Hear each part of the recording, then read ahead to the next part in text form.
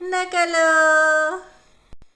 ഇന്ന് നമ്മുടെ കുഞ്ഞിപ്പെണ്ണിനെ മുന്നിൽ ഇറക്കി കളിക്കുക കേട്ടോ.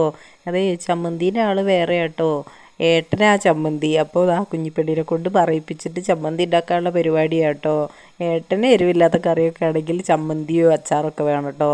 അപ്പോൾ ഈ ചമ്മന്തി ഭയങ്കര ഇഷ്ടമാണ് കേട്ടോ ഇവിടെ. അപ്പോൾ ഇതാ ചപ്പാത്തിക്കും ചോറിനൊക്കെ നല്ല രുചിയാണ് കേട്ടോ.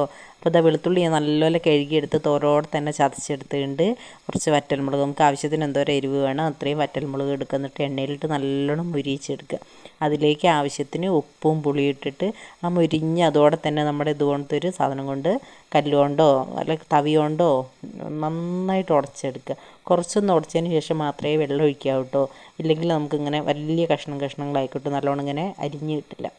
എന്നിട്ട് നല്ലപോലെ ഉടച്ചെടുക്കുക. തിളപ്പിച്ചാറിയ വെള്ളമാണെങ്കിൽ 3-4 ദിവസം ഒന്ന് വെച്ച ചമ്മന്തി ഒന്നും അതിലിട്ടതാ ചപ്പാത്തിയുടെ കൂടെയും ചോറിൻ്റെ കൂടെയൊക്കെ നല്ല രുചിയാണ്.